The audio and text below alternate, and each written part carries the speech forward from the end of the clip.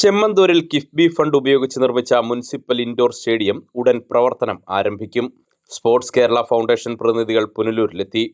നഗരസഭാ chairperson K Pushpalatha, vice chairman Ranjith Radhakrishnan, സ്ഥിരസമിതി അധ്യക്ഷരായ പ്രിയ പിള്ള, വസന്ത രഞ്ജൻ, മുൻ വൈസ് ചെയർമാൻമാരായ വി ഉണ്ണികൃഷ്ണൻ, ദിനേശൻ, MLA പ്രതിനിധി അജയൻ, നിർവ്വഹണ ഏജൻസിയായ കിറ്റ്കോയുടെ പ്രതിനിധികൾ എന്നിവർക്കൊപ്പം സ്റ്റേഡിയം സന്ദർശിച്ചു.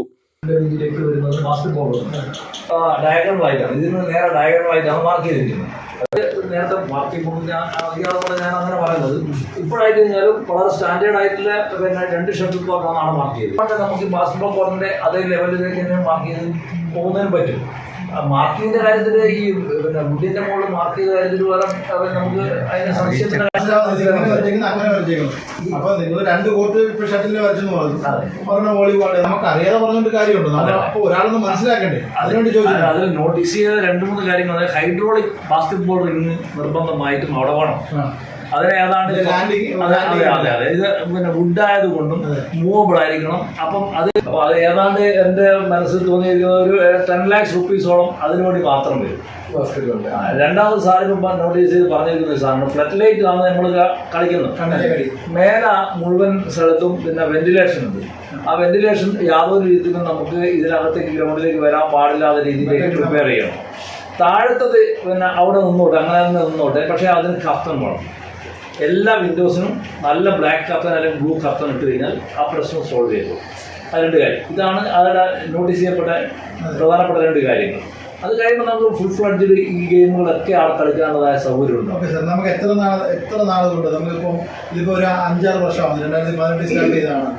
നമുക്കിപ്പോൾ ഒരു എന്നത്തേക്ക് നമുക്കിത് ഒന്ന് പൊതുജനങ്ങൾക്ക് തുറന്നു കൊടുക്കാം. ഇപ്പം നമ്മളിതിനകത്ത് പലതരത്തിലുള്ള ആരോപണങ്ങൾ ചെയ്യുന്നു. കാരണം ഇത് ചെയ്തിട്ടിട്ട് നിങ്ങൾ തുറന്നു കൊടുക്കുക. ഇവർ മാധ്യമങ്ങളാണ്, ഇവർ കൃത്യമായി ന്യൂസ് കൊടുക്കുന്നുണ്ട്. ഇത് വെറുതെ അവിടെ ഇട്ടേക്കുന്നു. സാധ്യതയിൽ ഇരിക്കുന്ന ആരാണോ അവരാണ് പറയുന്നത്. ഞങ്ങൾ അതിൻ്റെ ഒരു ബുദ്ധിമുട്ട്, ഞങ്ങൾ ഇതിൽ പ്രോസസ്സിംഗ് ഉണ്ട്, അതൊക്കെ നമുക്കറിയാം. പക്ഷെ നമുക്ക് എത്രത്തോളം മാക്സിമം ഫീഡ് ചെയ്ത് നമുക്ക് നടത്താം എന്നുള്ളതാണ്. ഒന്ന് കൺക്ലൂഡ് ചെയ്ത് തീരുമാനിച്ചെങ്കിൽ നമുക്കൊരു ഇതിലേക്ക് വരുത്തും.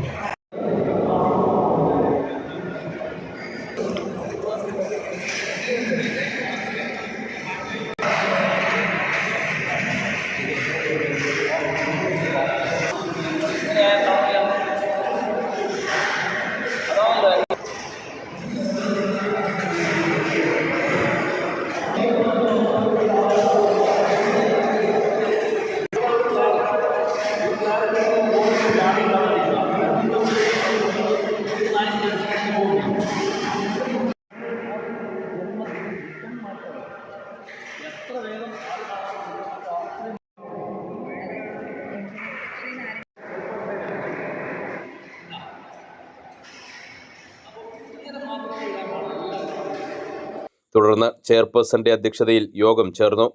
ജനറേറ്റർ റൂമിന്റെ റൂഫിംഗ്, മറ്റ് അനുബന്ധ പ്രവൃത്തികൾ അടിയന്തരമായി പൂർത്തിയാക്കുന്നതിന് കിറ്റ്കോയെ ചുമതലപ്പെടുത്തി. 25-നകം പ്രവൃത്തികൾ പൂർത്തിയാക്കാൻ നിർദ്ദേശം നൽകിയിട്ടുണ്ട്. 29-ന് അവലോകന യോഗം ചേരും.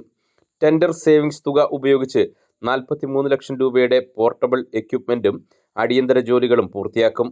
സെപ്റ്റംബർ 2-ാം വാരത്തോടുകൂടി ഇൻഡോർ സ്റ്റേഡിയം പ്രവർത്തിച്ചു തുടങ്ങുമെന്ന് നഗരസഭാ അധ്യക്ഷ കെ പുഷ്പലത അറിയിച്ചു. News bureau, Punalur.